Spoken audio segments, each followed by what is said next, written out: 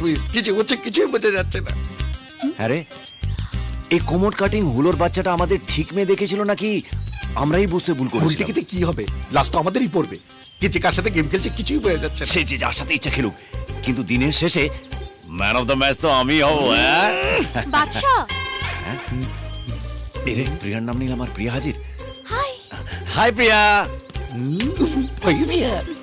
এ কেমন আছো? তুমি এখানে কি ব্যাপার? আমি তোমার জন্য এসেছি। তুমি আমার দাদাকে জানো? তোমার দাদাকে জানার জন্যই তো ওনার গ্যাং জয়েন করেছি। হোয়াট? তুমি কি পাগল? হ্যাঁ, তুমি নিজের কাজ ছেড়ে আমার দাদার গ্যাংয়ে জয়েন করেছো? ইয়েস, শুধু তোমার জন্য।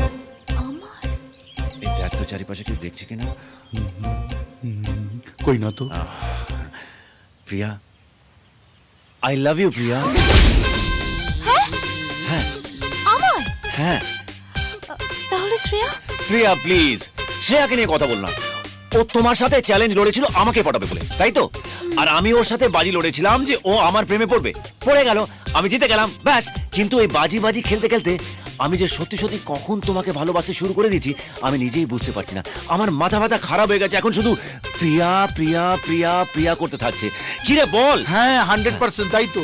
প্রিয়া, তোমার কাছে আসার জন্য আমি কত রিস্ক নিয়ে তোমার দাদার গ্যাং জয়েন করেছি তুমি জানো?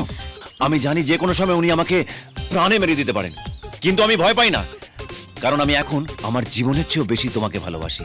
এখন শুধু তোমার উত্তরের অপেক্ষায়। প্রিয়া, তুমিও কি আমাকে? আমি খুব কনফিউজড বাদশা। শ্রেয়া আমার বেস্ট ফ্রেন্ড না, ওর কি হবে? আর দা শ্রেয়া তোমার বেস্ট ফ্রেন্ড, আমার তো নয়। ও একটা মিথ্যেবাদী, জানো? ও আমাকে বলেছিল ওর দাদা নাকি পুলিশ কমিশনার। ভাবো, এরকম মিথ্যে কথা বললে কোনো রিলেশন টিকে থাকে? আমি যেরকম সবসময় সত্যি কথা বলি, আমি ছোটবেলা থেকেই ফ্যাশন ফটোগ্রাফার হতে চাই, এখনো তাই। কি রে বল? হ্যাঁ, ও তো ছোটবেলা থেকে ফটো নিয়ে ঘুমায়, ফটো নিয়ে যাকে, ফটো গান, ফটো দেন, ফটো চিন্তা করি। আমার একটু সময় চাই। নাও নাও, সময় নাও, কোনো অসুবিধা নেই, কিন্তু ততক্ষণে আমরা দুজনেই বন্ধু হতে পারি। ওকে ওকে, আমরা বন্ধু হয়ে গেছি। চলো তাহলে আমরা কেল্লায় ঘুরে আসি। কিল্লায় কেন? না হলে ওর যে কেল্লা ফতে হয়ে যাবে। ওই তোর জিভের সাইজটা কত রে?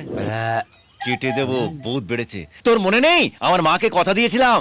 কার মা? কোথায় মা? কেন মা? আরে আমার মাকে বলেছিলাম যে ওনার হবু বউকে নিয়ে কেল্লায় দেখা করিয়ে আনবো। নতুন টুইস্ট না রে। আরে টুইস্ট না, আরে তোকে বলেছিলাম না। মা মা মা জগৎজননী মা।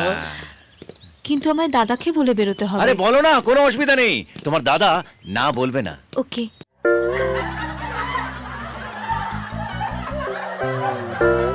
এই ভিডিওকে লাইক করুন আর শেয়ার করুন।